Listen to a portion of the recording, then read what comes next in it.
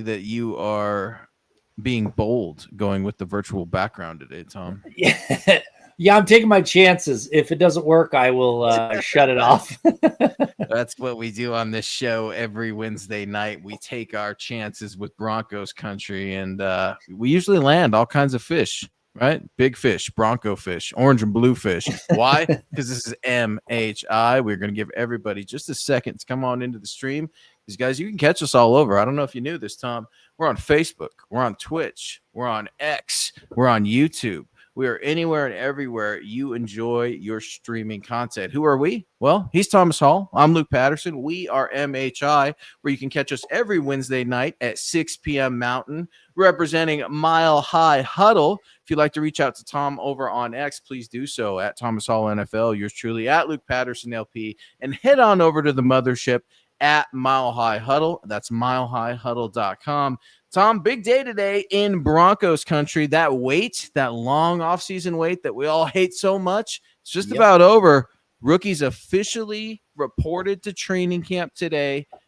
Rookies, their lives are officially over. They no longer exist. They belong to Sean Payton. It's all football all the time, at least if you're a Broncos rookie.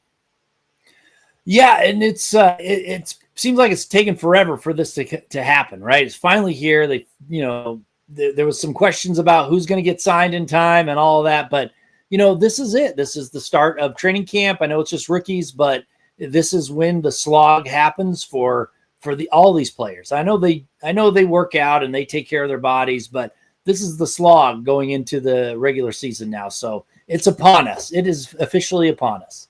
I like that. The slog, is that S-L-O-G? Am I understanding that right? I'm learning a new word here, all about the slog. I'm taking that as, it's similar to the sausages being made, right? It's the dirt, it's the nastiness that nobody wants to get into, but you got to go through, right? And there's a rite of passage, but I tend to overlook this period in training camp, Tom, and I think that's a huge mistake. And I'm trying to caution myself. I'm trying to caution the rest of Broncos country. Last year, when 2024 Broncos rookies reported to training camp, I had no clue the impact that the Broncos rookie class would make on the season as a whole. And you start looking at these guys that Sean Payton expects to perform for his team. Now, it's going to be found out real quick who's been in the weight room, who's been conditioning, who's been eating right, and who's been in their playbook. The expectations are high from Sean Payton. You knew that when you were drafted. You should have known it when you were being interviewed. There's no guesswork when it comes to what the Denver Broncos are looking for from their rookies, let alone every player on this roster. But Tom, if I had to ask you today, the very first day that the Broncos report their rookies, at least, to training camp, which Broncos rookie has the highest expectations of them all? I think it's RJ Harvey. I mean, he is tapped. Whoa! I teed you up for a big one. We are not scripted. That was a name I was not expecting. RJ Harvey, Broncos second round running back, the only rookie who remains unsigned. Yeah, I think there's high expectations for him because they need that running game to be better. And like I've said on a couple of these shows, Luke, and you can remember me talking about this, Dobbins, they are going to want to take caution with him, make sure that the rookie carries a heavier load so he is not getting that wear and tear on his body because he's injury prone. He's been injured a few times, and they want him available at the end of the season and into the playoffs. So I think RJ Harvey has the highest expectations out of any of the rookies, even the first rounder, because if you think about it, you got McMillan in there, you got Riley Moss, who are proven starters, so to speak, on this defense. He doesn't have to come in and be that immediate starter. He can work his way in. I think he will Jahdae be Barron? the starter. Yes, absolutely. He doesn't have to be the starter. Yes, he does. He is the number 20 overall pick. He is in the best defensive back room in the NFL. I don't care what the rankings say. I don't care what the opinions say. C1 Patrick Surtain II, who, by the way, was just voted NFL's best cornerback by the Associated Press. I know the Associated Press sometimes get it right, sometimes get it wrong. A lot like PFF, but when they get it right, we'll certainly dunk on it. Mike Thompson, hey guys, Harvey will sign today or tomorrow. Yeah, what's the deal? The first-round cornerback from Texas, Jahdae Barron's getting signed yesterday to a very nice deal for the young man. Congratulations and welcome to Broncos country. It's an official welcome as soon as you get paid. And that's what the young man got. 4 years, north of $18 million, $9.8 million signing bonus for the new young Broncos cornerback. Why isn't RJ Harvey signed yet? What's the deal? Yeah. What are the kinks that are being worked out in this contract? I know we can only speculate, Tom, but I mean, does RJ Harvey think he has the Broncos by the short hairs here? Are we off by just a couple digits? Is it incentive based? What is going on with this rookie contract from Quadzilla, second rounder out of Central Florida? Come on now, sign the deal. Well, the problem is I believe it was the Houston Texans that gave their second rounder a fully guaranteed contract. So once that happens, all the other agents are like, well, that's what we want for our second round draft pick as well. And that's been delaying it. I think it's delaying it for several second round, not just Harvey. So it's kind of somebody else's fault, really. And now the agents all want that fully guaranteed contract. And it's throwing a very big kind of monkey wrench into the whole thing when it comes to Harvey. I don't think it's Harvey's.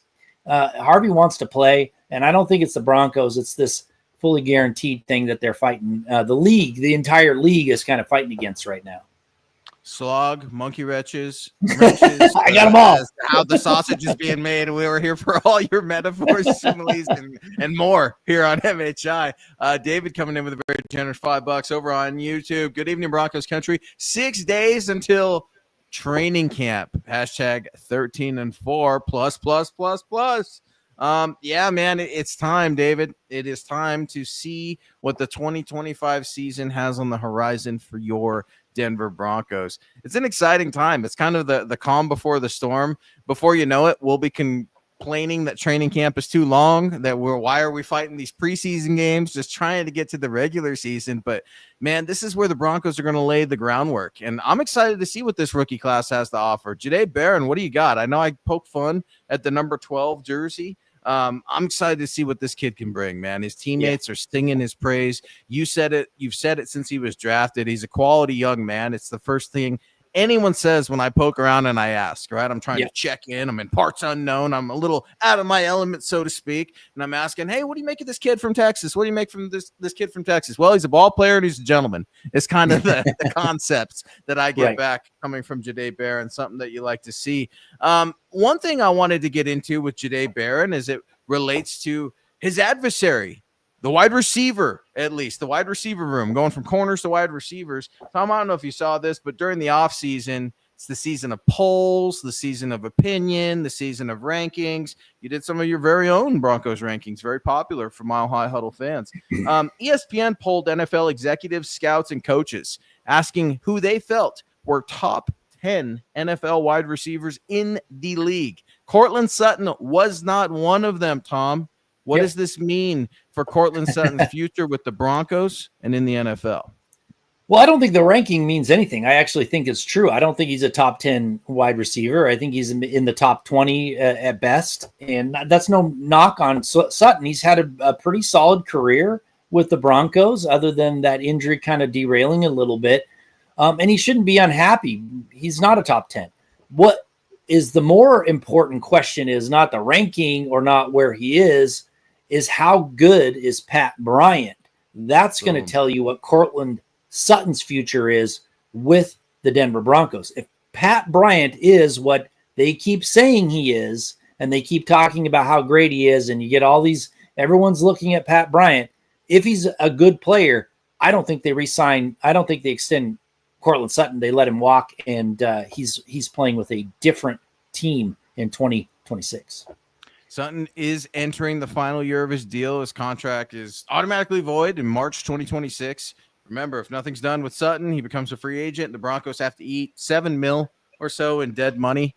It seems like we're always having this conversation, trying to figure out what kind of a factor Courtland Sutton will be. And guys, speaking of factor, summer is here. More sun, more light, more time to do all the things that make summer so special. The number one thing that you don't want to be doing all summer, well, that's spending hours cooking inside. That's where Factor comes in. Factor's chef-crafted, dietitian-approved meals are ready in just 2 minutes, taking the hassle out of eating well.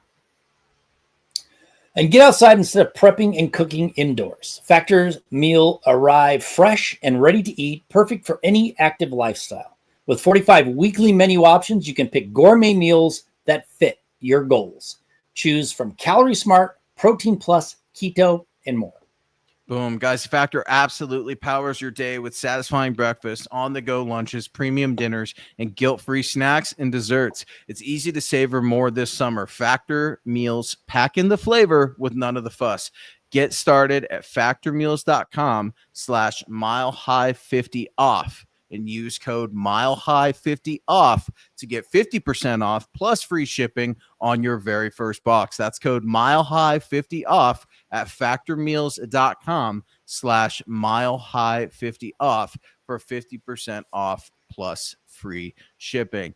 Boom, Broncos country. Boom. Let us know, how are you feeling about training camp? Rookies have officially reported today. Everybody signed except for Quadzilla. That's right. Broncos second-round running back, University of Central Florida's own RJ Harvey, remains unsigned. So what does that mean? Could he not report today? Is he a camp hold-in? What's that look like, right, for today? Everybody's there except for presumably your starting running back? Yep. Yeah, it's weird. And I'm going to grab my guy here, Graham. I think it's Tedeki is how it's pronounced. Just wanted to, I haven't seen you in the chat before, so thanks for jumping in here. And this actually is a good question. Where might we rank in rushing in 2025? And that's what we're talking about. Will the Harvey holdout, so to speak, carry on too long and then affect that running game going forward into the regular season? And I hope not. I think he'll get signed. I think the deals are going to start getting done, and then it'll be a domino effect. Harvey will get signed. They'll figure out that guarantee, and then he's going to be in to rookie camp within the next couple of days, in my opinion. But as to that question, where will they rank? It's going to be a heck of a lot better than last year. I mean, you can't get any worse than last year. But I mean, I'm not going to say that Harvey's going to take the league by storm. He's going to be a good running back, and I think they're going to probably rank maybe in the top 15 if he's good, with Dobbins staying healthy, and that's what they need. They can't be the last in the league. They can't be at the bottom of the league to help Bo Nix out. But if they're in the top 15, I think that's a successful season for a rookie and a free agent pickup who has trouble staying on the field. Careful now with your top 15, because it all depends on what type of stat. And I would encourage everybody, head on over to gridironintelligence.com. They have got your back. We are going to be using this tool all season long.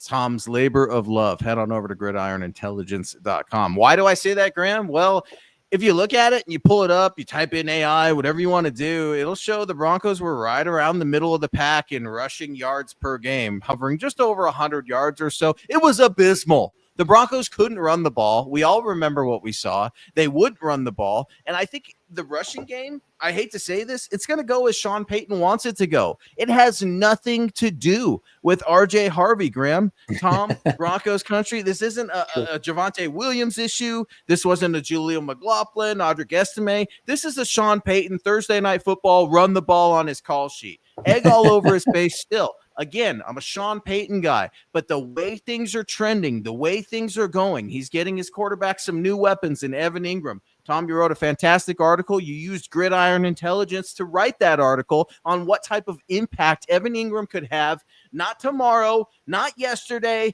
not in training camp, this season, regular season impact, immediate day number one.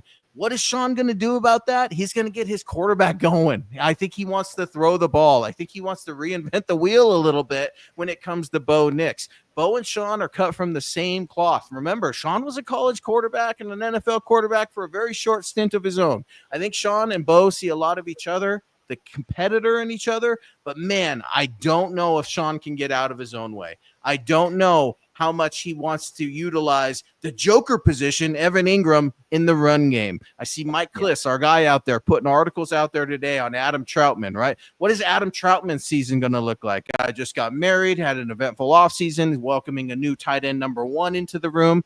Well, that makes me wonder too. Adam Troutman, are you only going to be in for blocking? Is this going to be a tell when we know that Evan Ingram is in? We all knew that Jimmy Graham, when he was in the game for the New Orleans Saints, he wasn't there to block for Reggie Bush. All right. This is just some of the concerns that I have with Sean Payton. I don't know. I don't think Sean can get out of his own way with the running game. I hope I'm wrong. But instead of seeing how many yards per game are the Broncos running backs getting, how about yards per carry? And how about how many carries per game are Broncos running backs getting? Because, Tom, as you know, it was abysmal in 2024. Well, hopefully he learned from last year a little bit. And hopefully he's not trying to prove that Bo Nix was a great draft choice, because that seemed like at times that's what he was trying to do. We know he's a good draft choice. He doesn't have to prove anything to anybody. He needs to go out there, run the ball, make it more balanced, and that's going to truly help Bo Nix out better, give him more quality possessions and passes that are going to make more of an impact on wins and losses, and at the same time will pad his stats, so to speak. Not that he's trying to pad his stats, but that will help as well. So get that running game going. It's going to make Bo Nix's life so much better, and he's going to look like a better quarterback than he did last year. Well, you got some big dogs up front, right? A Broncos offensive line that Denver seems very proud of, that's ranked up among the elite in the NFL 32. Let them eat, man. They like going forward a lot more than they like going backwards. And speaking of going forward, Keith Brugman, what's up? Good friend of the show over on Facebook. Courtland Sutton, all right, he's the obvious number one, but give me your number 2 and your number 3, please. Good evening, gentlemen. Oh, well, yeah, obviously Sutton is number 1. I'm of the mind that Mims was used well enough last year and developed well enough that they're going to give him every chance to be the number 2, and Vele is going to be the number 3. That's where I'm going. I'm still not high on Troy Franklin, and I still want to see what Pat Bryant has before I anoint him the next great wide receiver. So for me, it's Sutton number 1, Mims is your number 2 guy, and Vele is your number 3.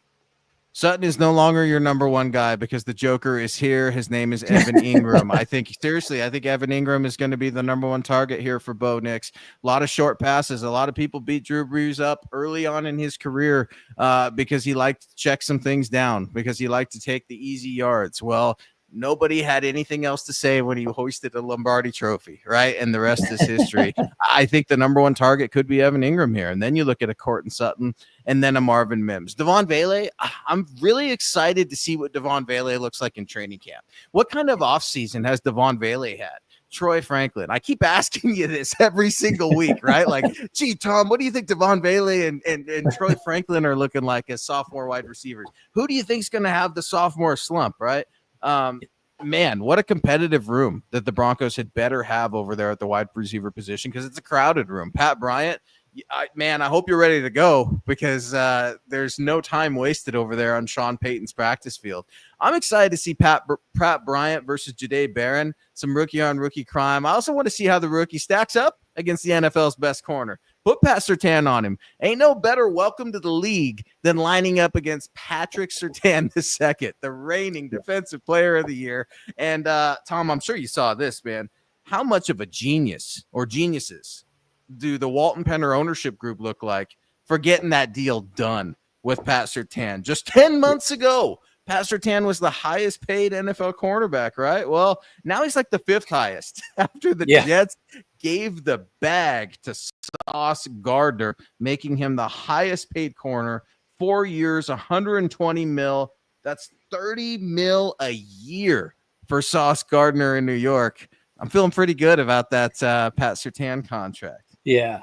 Well, they must have been looking at PFF's rating and decided to give him a lot more money than Surtain, because obviously PFF thinks he's better than Surtain. He must be worth the money. But no, it was a great deal at the time to get him locked up. We all knew it. We were like, that's a high deal now, but you wait. It's gonna look like a steal after some of these others get paid that were in line to get paid after him. So I'm happy to see it. Surtain is already one of the best cornerbacks in the history of the Denver Broncos, and they've had some great ones. But I'm looking forward to seeing how his career ends. He could be ranked up there with some of the greats if he stays healthy and continues to go down the path that he's going down. It's amazing to watch. In fact, I remember watching a while back. They had a clip of him and I think it was Riley Moss together doing, backpedaling and then and his footwork. I know I pointed it out on Twitter. It's like, look at his footwork. It is perfect. That is the textbook footwork that you want to see from, and you can compare it right to Moss, whoever it was, how different it was. It was subtle, but it was it was a beauty to watch. His footwork is incredible.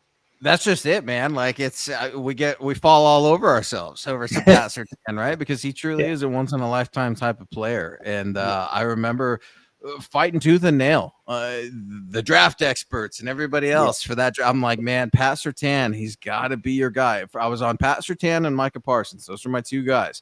I really, really wanted Pat Surtain, man, and others wanted Caleb Farley, right? And some of these other how'd that work out, right? Yeah. Pat how about the fit problem? He's not the right fit for the defense. Get out of here. Right. Yeah. No, he's so special, man. And you're exactly right. Watching this man, he makes one of the most difficult positions on the field look easy. And I know fans are going to see it out in training camp when you're sitting on those bleachers, by the way. Holy cow, those are going to be hot in the mile-high sun. I don't know what the Walton Penner ownership group was thinking. They're like, hey, we'll give you some shiny new bleachers. We might want to throw a towel or a picnic net or something over that because people are going to be walking away with some sunburnt buns, if you will, folks, because good Lord. But no, when you're watching, man, Pat Surtain, whether it's in warm-ups, whether it's him just jacking around running a dummy route for one of his fellow corners. I mean, it's smooth, and it reminds me so much of Champ Bailey because it's just so effortless. The details nothing escapes this man, and credit to his family. He's another good young man, right? You never hear bad things said about Pat Surtain. He's out there doing the right things, but let's talk about it. What kind of expectations do you have for Pat Surtain and Jahdae Barron? The Broncos shocked the world. And when I say shocked the world, going defense in this draft, 2025, number 20 overall, in Jahdae Barron, corner out of Texas. I am still pretty surprised by that move. I'm excited. I'm on the Jahdae Barron bus. Go number 12. But what does this mean? Because, Tom, I'm confused. And to start the show, you're telling me Jahdae Barron doesn't need to come in and become the starter right away. You've got Riley Moss and Jaquan McMillan. But I'm saying, dude, you were drafted number 20 overall. You had damn well better come in here and tell Riley Moss, I'm not carrying your helmet and pads. I'm the starter. Yeah, I mean, my expectation, like you said, for Pat Surtain is more of the same. He goes to work. He does everything right. Like I said, impeccable footwork. He may not win Defensive Player of the Year, but he's going to be another, all-pro caliber year just because of who he is. My expectations for Jahdae, I think it's pronounced Jahdae Barron now. I'm not sure, but I think someone told me that. My expectations I finally got him Wuzurike down, and now you're going to hit me with a Jahdae Barron. It's like bidet instead of batty. Bidet. Well, I think Barron is going to unseat McMillan. That's my feeling. I think it's Riley Moss, Surtain on the outside. I think Barron takes the starting role from McMillan. I like McMillan. I think he had a great 2023, had an okay 2024. But if Barron is what they are saying he is, then I think he's going to be that guy that comes in there in McMillan's spot and is the starter. Maybe not day one, but pretty soon after, I think they're going to give him every chance to do that. That's my expectation for him. But like I said, at the start of the show, his expectations aren't as high because they do have that starting cushion of those three that were pretty good when they played together last year. Yeah, that's a good point. It also depends on availability, right? Riley's been banged up in every training camp that he's been out there for, and that's been a disappointment to a lot of Broncos country, and I think the coaches and Riley, I think they'd be the first to tell you. Now, I think some of it's bad luck. I don't think Riley Moss is one of these players, right? He's not like Jake Butt. He's not like Jeff Hireman. It's not like he's this player that we're always going to wonder what will he be if only he was healthy. No, he gets on the field. He plays hurt. He plays injured. I'm of the opinion a lot of those games where he had some trouble that he was a little banged up. Now, that is absolutely no excuse because you were out there and you were expected to perform. But I do think it's a little bit, I don't want to say impressive, but it checks a box for me that Riley Moss is trying to stay available, that he wants to be out there with this team, that he has the respect of Pat Surtain, right? I mean, Pat loves playing with Riley Moss, and it was cool to see Broncos country trying to come up with like nicknames for the duo last year, right? Because they're an odd, peculiar duo. I mean, you don't see many white cornerbacks in general, right? In the NFL, and then here comes Riley Moss, and I know the Broncos with the Jim Leonard connection from back in the day, and that's kind of funny, but I don't really care. I don't care what shade you are or what gender you are. None of that matters. Can you do the job? That is what Sean Payton is asking. That's what he's demanding, and he's looking for that from these rookies. How pissed off do you think Sean Payton was that Harvey wasn't at rookie mini camp or rookie training camp today? I don't think Sean was too pleased about that. I wonder if Sean had some words for George. Yeah, I would imagine he wants that shiny new toy out there on the field for sure, because he wants those quads in the room in the building, baby. Yeah, I don't think he was very happy about it at all. I think he understands that, there is contracts in the NFL, and I think he probably understands that it's not Harvey really not wanting to be out there, wanting more money. It's the, like I said in the beginning, it's got that guaranteed problem that they're fighting against. But I'm sure he's not happy about it, because I think he wants Harvey. I really do. And I could be proven wrong when this season starts, but I think he wants Harvey to carry most of the load. I think you're right. And I think the tail of the running back position is going to be continuing throughout the entire season. I think each one of these guys is going to have to play their role. I want to see what Jaleel McLaughlin looks like in training camp. Audric Estime, right? The two kind of forgotten guys in the Broncos offense. And the Ronk coming in here. Good evening, Thomas and Luke on the Mile High Insiders. Go Bo Broncos. Let's see here. Let's take a look at the schedule. When are veterans supposed to report? Tuesday, July 22nd. Would you imagine that Broncos rookie second-round running back RJ Harvey is in training camp when the vets come around next week, Tom? Tuesday, July 22nd. They've got some time. I think he'll be there. I think he's going to be there in the next couple of days. I mean, none of these NFL teams want their second-round picks sitting out. The dominoes will start to fall as soon as they make some deals. And once that first deal happens, I think that's going to start to get everybody else into the camp. So, once the deadlines spur action all the time. So we've hit that deadline. Now we're past it. That's going to make people even more anxious to get those deals signed and get it going, because these guys want to play, and, the team wants them there. So they'll figure something out and they'll get it. They'll get it done soon. Yeah, there's an article up right now at milehighhuddle.com. Trickle's pointing it out, talking about one cap expert weighing in on the Broncos' delay signing second-rounder RJ Harvey. And this cap expert goes on to explain it has to do with guaranteed dollars, Tom. It has to do with trends. It has to do with the market, right? Things that any contract, any financial commitment, dispute, what have you, those considerations are not only taken into account, but they're scrutinized and analyzed over and over until we can make sense of it all and come to an agreement. It's kind of funny. There's an old saying out there, right? Like, sometimes a good deal is the deal that's fair for both parties, but neither party is truly happy. And I think there's probably some truth to that. And that's how you know something is truly fair. You're giving ground, the other side's giving ground, and you're figuring out a way to make it work. And I imagine RJ Harvey wants to play in the NFL for as long as the league will allow, for as long as his body and his career will determine. It starts with getting that rookie deal done, man. And I don't know, Tom, all these guys got to do what's right for them, but I'm just putting myself in RJ Harvey's shoes, right? And I'm thinking, I got to take care of me. I got to take care of the family. Hey, we may only have one chance to get this right. In the media, Broncos fans, we automatically think, oh, hey, they'll get through their rookie deal. We'll shred it up and then on to the next one. Not necessarily, right? I mean, it's just a case-by-case basis. What does the team needs look like? What's the cap, the figures? We all know what the Russell Wilson ramifications were. We all know what some of these Bronco commitments that didn't pan out, what they did to the team and how that affected the roster building. It's not just automatic that this guy's going to get through a rookie contract. But if I was RJ Harvey, I'd be a little nervous because it's all eyes on me. Right? You've got this Broncos squad that nobody believed in last year that made it to the wild cards. You've got a first-round cornerback in Jahdae Barron, who's signing before you the night before Broncos rookies are supposed to report to training camp, just to make sure that he's there leading his rookie class. Man, I'm starting to feel some of that pressure if I'm RJ Harvey. Do you think that exists with some of these guys? I mean, surely they're human beings. They have emotions. They wonder peer pressure, right? We've all been the new guy at a job before, and what's the biggest thing? We want to transition in well. We want to assimilate. We want our coworkers to like us a little bit, right, Tom? Yeah.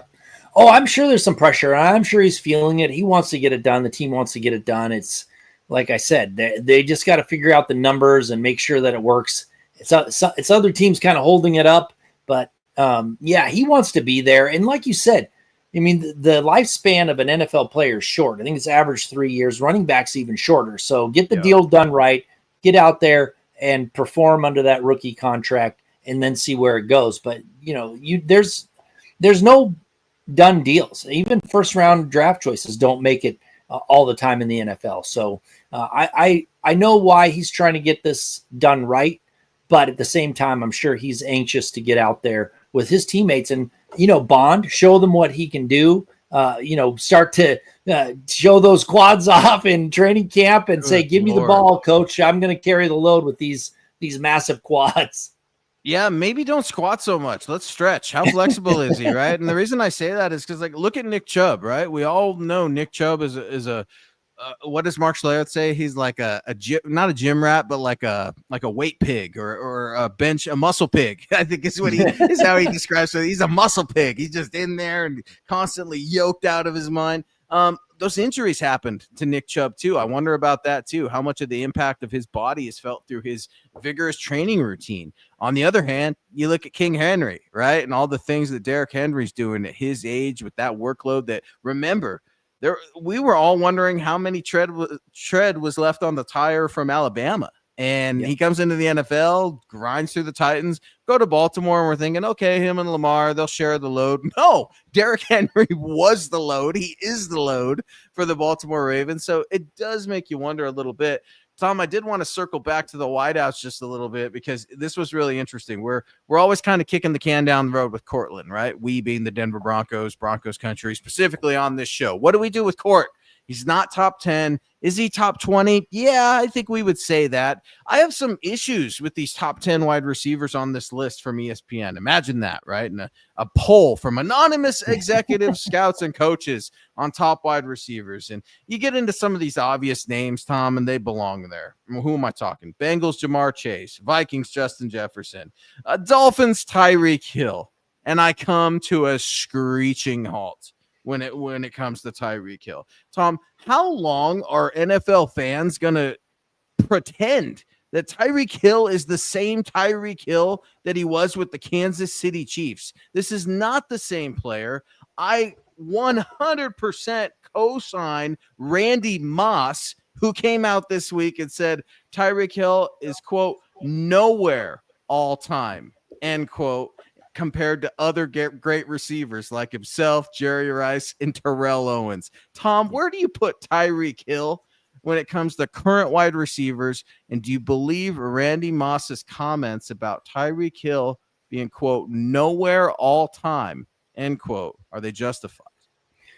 Well, I mean, I got to take Randy Moss at his word. Randy Moss knows more about wide receiver than I will ever know in my entire life. But he's a good wide receiver. He's been really good. With the way the league is now, it's built on passing, so you can't really go with the stats anymore. I mean, you got to compare stats among across eras. So he's got great stats. He definitely last year was not the same guy as he was a few years in the past.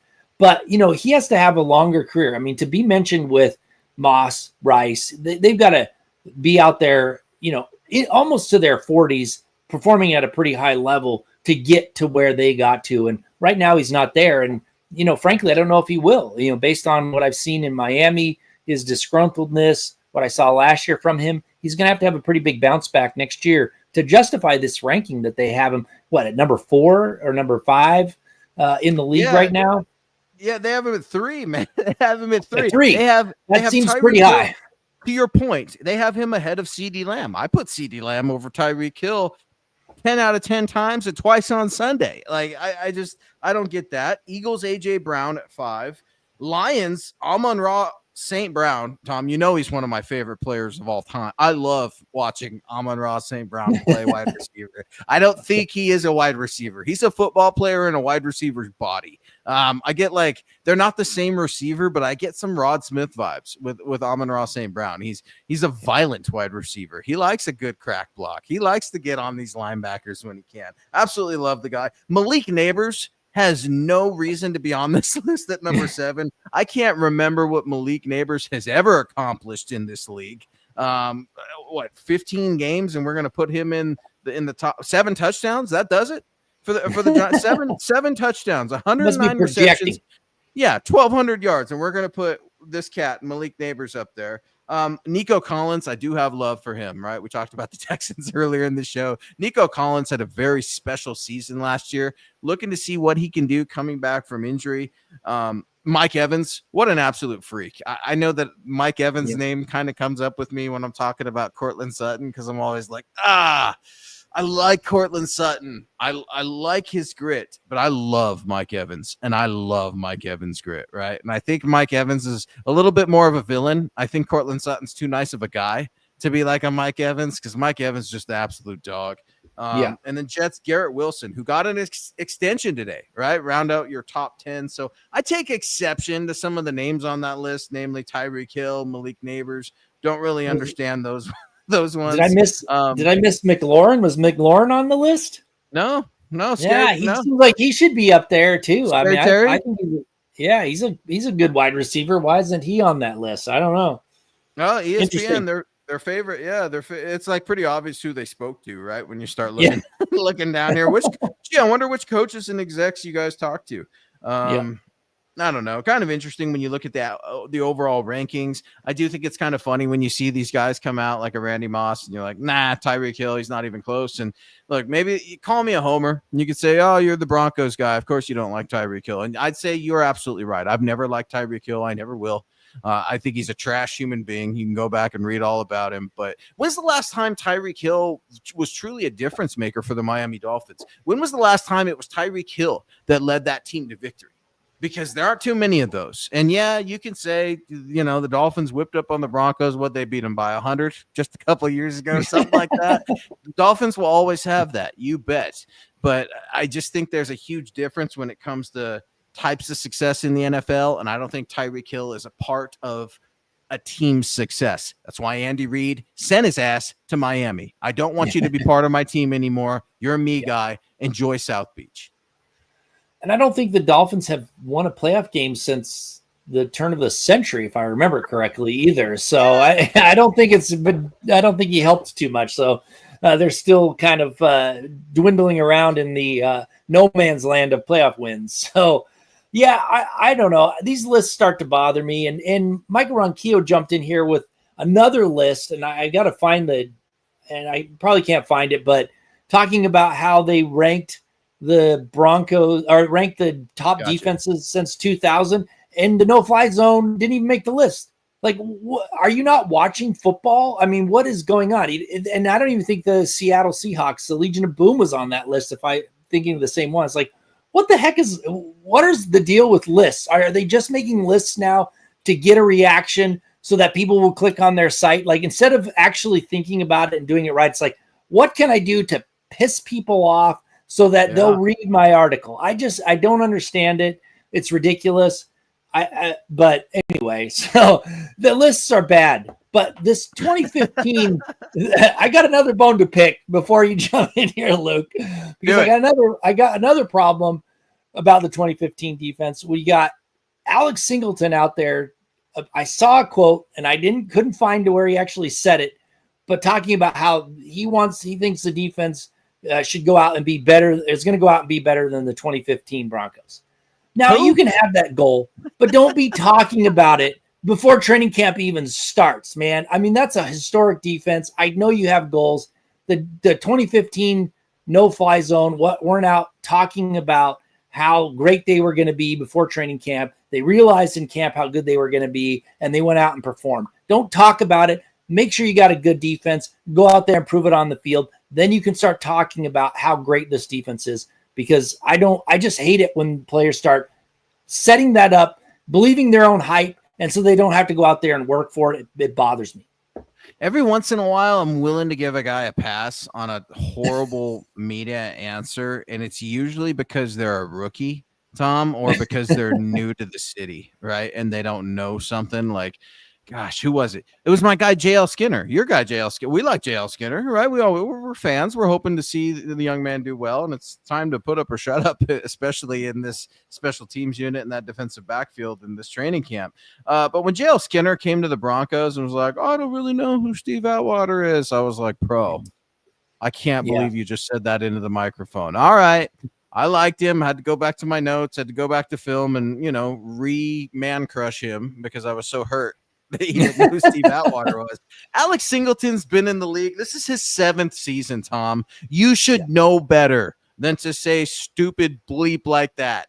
I'm with you. It absolutely drives me crazy. You want to set a long-term goal, Alex? How about staying healthy for this season? Because we sure could use you, bud. You're a tackling machine when you're on the field. The guys love you in the locker room. I think when it comes to X's and O's, maybe we've underrated Alex Singleton a little bit. I think he's very, very good at film preparation. He's somewhat limited in his sideline to sideline ability. Yes, but the effort is there. The motor's there. Who does it sound like I'm describing? Why does it feel like Josie Jewell is still on this team, Nick Kendall, if you can hear me somewhere? It's just I'm so tired of these Bronco linebackers that struggle to cover sideline to sideline. It's a bad look, and you don't want to say it. Maybe it was just we all misspeak. I do it every podcast. Maybe it was some of that, but I don't know. You're so far removed from that, right? That was 10 years ago. 10 years ago, Tom. Where has time gone? The 2015 Super Bowl champions are going to be celebrating their 10-year anniversary with us this year. Man, I'm happy we're on the other side of things. And what is the other side of things? Well, the Broncos have a coach. They have top 5 defense.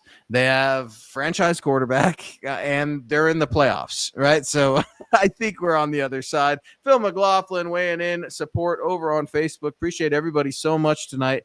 Good evening, Thomas, Luke, and Scott. Which rookie could be rookie of the year for us? Oh, wow. Yeah. Well, I know who Tom's going to say. Tom's going to go with the guy who's not even there on Broncos rookie training camp day 1 for us, Phil. Tom's going to go RJ Harvey, rookie of the year. Man, I got to say Jahdae Barron.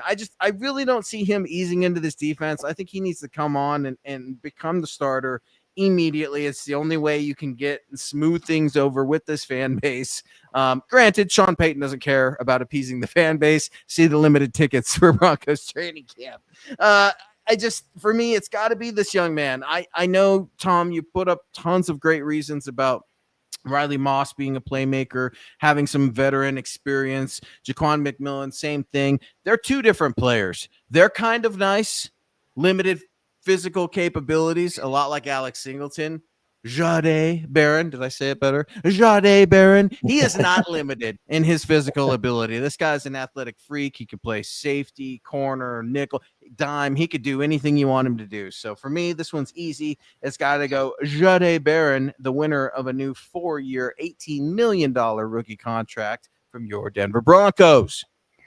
Yeah, I have to go offensive play. Rookie of the year. It's got to be Harvey, just because he's going to get the opportunities. He's just going to get. He's on the couch. He has the opportunity now, Tom, and he won't show up. He'll be there. He'll get more opportunities. That's where I think he's going to be there instead of like someone like Pat Bryant, because there's not enough passes to go around. There is enough handoffs to go around for RJ Harvey. On the defensive side of the ball, Jahdae Barron is definitely the top candidate, number 1 draft choice and everything. But I'm going to go with a surprise. I got you. 3rd rounder. Yeah, you can guess it. Savion Jones. It's your guy from LSU. You've been all over him since the Broncos brought him aboard.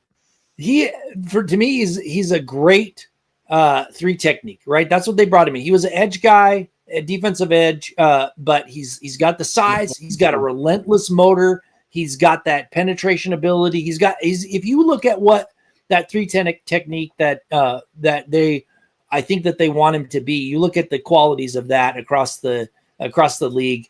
He checks off a lot of the boxes. Now he does have some learning to do. He's got to, he's probably got to get a little stronger. He's probably got to get, a little bit more technique work in. But he's going to have an opportunity to be in that rotation on that defensive line. You don't want Zach Allen out there playing as many snaps as he played last year, and you want to see what you got in Savion Jones. You want to give Franklin Myers a rest, and I think he has the opportunity to be that first guy off the bench and could get some surprising quarterback pressures and sacks above where he was drafted early as a rookie, just based on the opportunities that he will get. Now he has to go out and earn it. He can't, he has to go out to training camp, show that he earns that spot and the coaches trust him. But there's really nobody else. I mean, you're not going to throw Henningsen in there. Jordan Jackson, I've liked him for years. He's a good player, but a decent player, but he can be easily bumped off of that rotation. So yeah, Savion Jones is a guy that I think you got to watch out for in camp and see how good he is doing out there, because I think he can really fit that role well and come off of the bench and get some good quarterback pressure on passing downs. No, it's a good one, because that's that developmental position that the Broncos have failed to address for many years, right? And you brought up the Matt Henningsens. Get going or get gone. I just got done talking about JL Skinner, man. Well, are you going to start providing a little bit more on special teams? Are you going to be a little bit more involved in nickel and dime, or aren't you? I mean, next guy up sort of a thing. I don't know if they still do this, or maybe it's just I'm making bleep up. Do they still do like a practice squad player of the year, Tom, or am I just where am I coming up with that? Because like practice squad player of the year, I've never heard of that.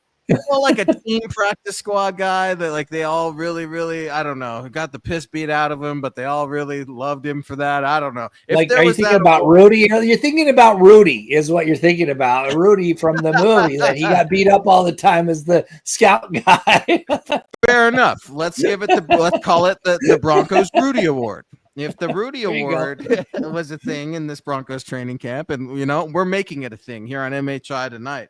I think Caleb Lohner is a prospect I'm really curious about. Yeah. He's a project for Sean Payton. And what do I mean by that? He's only played one season of football.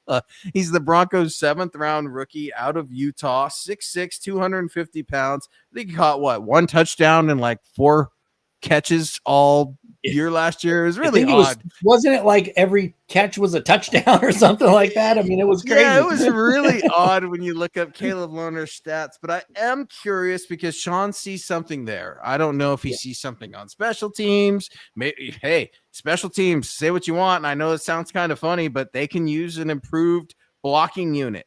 All right, especially on field goal, especially on point after touchdown. I mean, maybe Caleb Lohner is that guy. And that's why Sean just had to have him in the 7th. I don't think so. I think Sean wants to see what he can do with this basketball player, a lot like Jimmy Graham, right? A lot like Antonio Gates, a lot like Tony Gonzalez, right? All these tight ends are all fantastic power forwards. There's something to it. So I'm curious for the Rudy Award, Caleb Lohner. I know it's odd. Jeremy Crawshaw out of Florida, right? The Australian rugby player. There's a punter competition, if you will. That'll be kind of interesting, I guess. My guy Kevin Kistner is somewhere listening. He will be on special teams duty. He's a fun dude. Q Robinson, outside linebacker out of Alabama. Excited to see him out of round 4. I mean, he's a Bama guy, so he's got a little something to his game and can certainly get nasty. I'm always looking for a better linebacker, Tom. I don't know if you know this, but I love linebackers. I love running backs, right? I'm a 90s kid here, so it's what we did in the 90s. But I'm excited, man. New, fresh blood. It's going to be exciting. I just want to hear Sean Payton yell and scream at somebody on day one. That's my biggest thing with Sean, because Sean, it's interesting because I think Sean is such a creature of habit, and he does things so many ways for so long that he tries to reinvent things to keep things fresh. I think he listens to a lot of his guys, a lot of his players. What are their preferences? Music on, music off. These little things, you could tell, Tom, we've been out there at training camp for years together. You could tell when the players are into it, when they're engaged and having fun and want to be there. And you could tell when they give a gee whiz and can't wait until practice is over. I don't think we're going to be seeing any of the latter in Sean Payton's 2025 camp. You want to be a Bronco? Nope. Yes or no? Yeah, they are bought in. 100%. This team is bought into Sean Payton, and I think they know that they're up. They are on the cusp of doing something much better, in the first time in a long time. Well, last 10 years that they have a chance to really start to do something better. So you're right. I think they're everyone's bought in. I just have to grab this one quote here, or this one Ace Boogie. He knew how to get you. He knew how to get me. Gaston Green. I got his. He is good. I have RJ Harvey mimicking Gaston Green's 1991 Pro Bowl nod stat season, 260 for 130 or 1,037 and 6 TDs. And the reason why I got to bring up Gaston Green is my guy I go to when I talk about running backs. It's the Gaston Green effect, I call it. It drives offensive coordinators bonkers. Gaston Green was a guy who would go out there and he'd take a handoff and get 0 yards. He'd take a handoff, get a yard, take a handoff, get a negative yard. And then somewhere along the line, he'd roll off 60 yards or just 35 yards, just boom. And it would drive offensive coordinators crazy, because you can't just say, okay, now it's time to go get that 65-yard run. Take the, it was terrible. He didn't last very long in the league. He was a bust first round, but he had a really good season in 1991 with the Broncos, and basically cost Bobby Humphrey his career. Well, Bobby Humphrey cost his own career by holding out, but Gaston Green was good enough that they said, heck with Bobby Humphrey, you go find your money elsewhere. And that was the end of Bobby Humphrey's career, who had a promising start to his year. But yeah, Gaston Green, to me, he's a guy I always go to when I try to describe someone kind of like Philip Lindsay, a running back who kind of drives the offensive coordinators crazy, because you don't really know what and when you're gonna get that yards from it. It's like you feel like they don't deserve the big chunk when they get it, right? You're like, exactly. Well, you guys didn't go through the hell to earn it. But then you look at like the 0, right? The 0.5, yep. The 1, the -2, and then 36, right? 45, something like that. It's funny because when I pull him up, Gaston Green in images, right? Because I'm gonna be like, all right, he's a little bit before my time. Let me go back and look. Yeah. Dude, he was a bust as a running back when you've got that neck roll as a running back. Going right now, right? Oh my God, with a running back, dude, like an LB. I mean, you can't. So many people wore neck rolls back in the day, man. Oh man, but yeah, he was a bust, man. He was a huge bust. The Rams drafted him in the first round. Didn't do squat. Had one decent year with Dan Reeves, and that was it. That's funny, man. Ace Boogie, man. You knew how to get Tom. It's so funny, Broncos country. They know us so well. And they know how to get our attention over in the chat.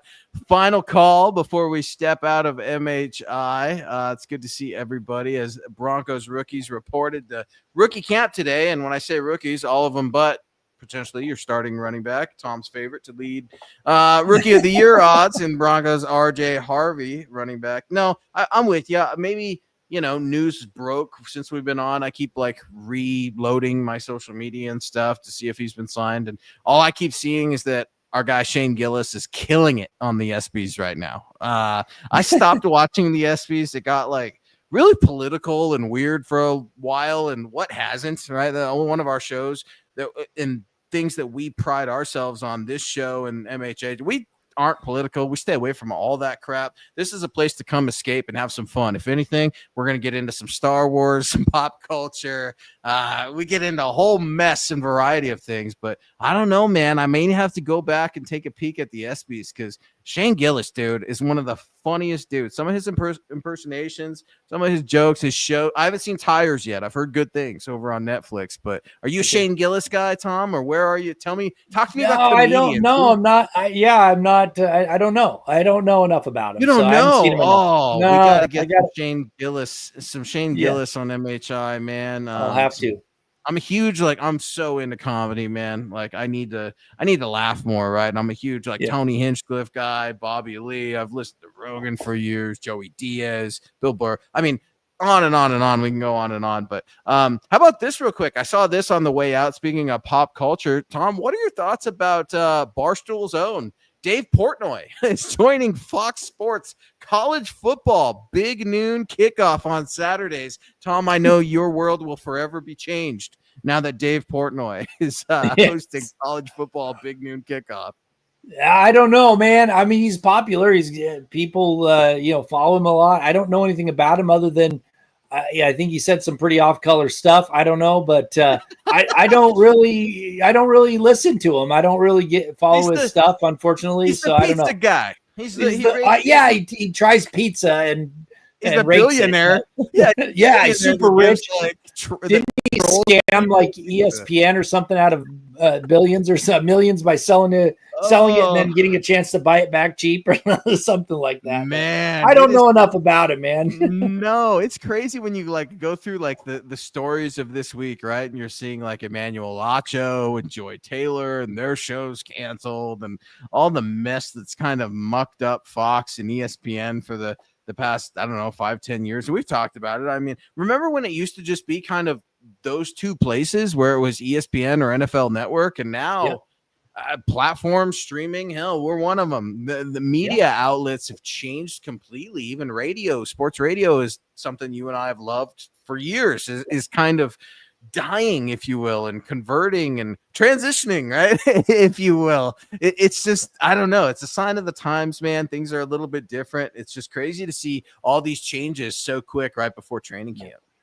Well, and that's the problem that ESPN and NFL Network have is you've got us. I mean, not that we're huge or anything, but you got the local stuff being handled really well with podcasters and people there, and ESPN, they can't do it. They can't get enough of those people locally to do the same job. And so it's really not, now it's just, the big stuff that's happening across the NFL, but sports fans are loyal to their teams. They want local coverage. They don't want the full coverage, the high level hit, a few things on some of the teams across the league. They want to know more about their local teams. And I think if ESPN and NFL Network really wanted to make a change, they would bring in quality shows that can do local stuff and have people tune into those local shows. I think it'd do a lot better, but who am I to say? I'm just a podcaster. Last question on the way out as the Ronk gives us his signing off. Great show tonight. Thomas and Luke on the Mile High Insiders. Go Bo Broncos. I've learned, especially around professional football, these men on this team, all they are is children, right? How do I know that? Because I'm a child. And sometimes I need motivation. Why is it that grown men in their 20s and 30s who are millionaires in the NFL attach and fall in love with slogans, Tom? What am I talking about? Remember Iron Sharpens Iron and DeMarcus Ware? And then I still remember Derek Wolfe giving an interview on the radio being like, if a guy doesn't have his hoodie on, this is Iron Sharpens hoodie on, I'm going to beat his ass. Kind of, and it's like, what? And so why am I bringing this up? I think Sean kind of has an interesting way of getting his guys to buy in. Now, it's not always a logo or a phrase printed on a shirt, but sometimes it is. And sometimes you see these guys wearing it. And I can remember a player was asked last summer, and I forget what the phrase was, but sometimes that's easy buy-in. Sometimes it can create humor and be a bit of a joke and a novelty. Other times it could be a nice reminder of why you should get up a little extra early, why you should catch an extra couple of balls on the jugs machine. Tom, what would be your slogan heading into 2025 if you were Sean Payton to get some player buy-in, man? Like, I know I'm putting you on the spot, right? Slogan. I'm not a big slogan, but hey, they could do power your football IQ if they wanted. I'd let him borrow that.